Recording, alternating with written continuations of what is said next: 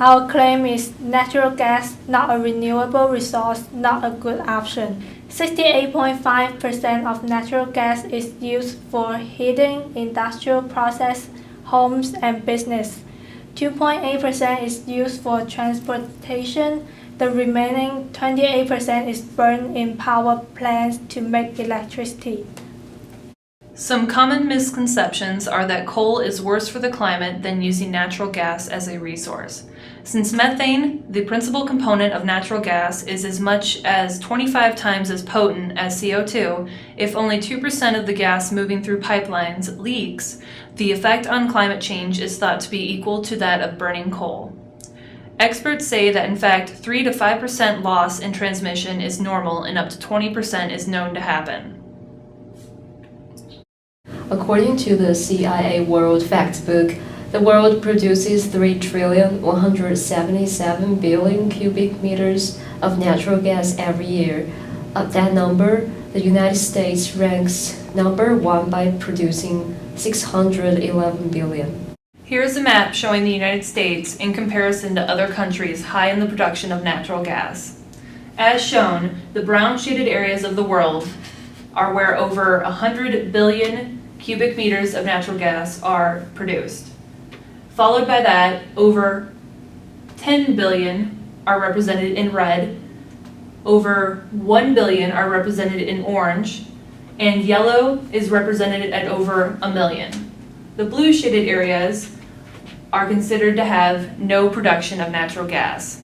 Hydraulic fracturing, commonly known as fracking, is a relatively new process of natural gas extraction. Here's a step-by-step look. A well is drilled vertically to the desired depth, then turned 90 degrees and continues horizontally for several thousand feet into the shale believed to contain the trapped natural gas. A mix of water, sand, and various chemicals is pumped into the well at high pressure in order to create fissures in the shale through which the gas can escape. Natural gas escapes through the fissures and is drawn back up the well to the surface, where it is processed, refined, and shipped to the market. To fracture a single horizontal well in a shale formation, it can use 5 million gallons of water. The water now has high levels of total dissolved solids, fracturing fluid additives, metals, and naturally occurring radioactivity materials. The water also contains sand, which holds the fractures open so methane can escape. Wastewater, also called flowback water or produced water, returns to the surface after the fracking process is completed. In Michigan, this water is contained in steel tanks until it can be stored long-term by deep injection in oil and gas waste wells. Although many companies dispose of their water in wells, some companies have received permits to dump their waste in waterways. However, shortcuts and accidents can happen involving the contamination of the used water into other bodies of natural water.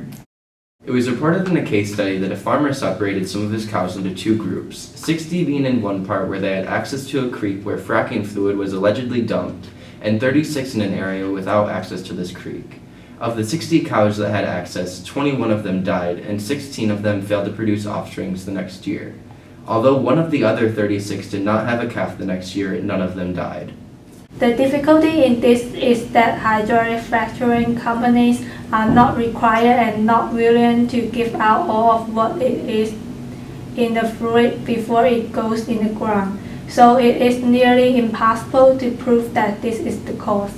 Considering these effects that hydraulic fracturing has on the environment and people, it has become a growing political and social issue. One thing that could capture somebody's attention is the following letter.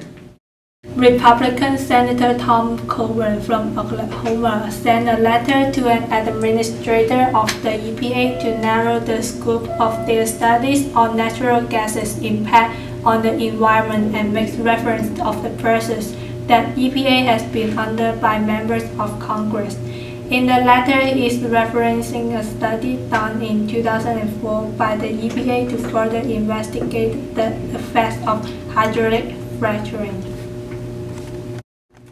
These types of letters to the EPA from Congress telling them what they are doing is wrong and that they cannot ask natural gas companies for specifics on their drilling and extraction. The New York Times has 482 pages of compiled letters such as this. With the study analysis that we have done, we have concluded that natural gas is not a smart option in which our country should invest. Natural gas is not a renewable resource since it's actually worse for the environment than coal when the leaked methane is put into consideration. Because of this being such a large business, the political interest in this area is growing and hindering the studying to truly figure out the health impacts that it could have on people and other animals. Most importantly, our country needs to start lowering our reliance on non-renewable resources and start rather investing in energy sources of the future that will be able to help our country grow, rather than investing in the now.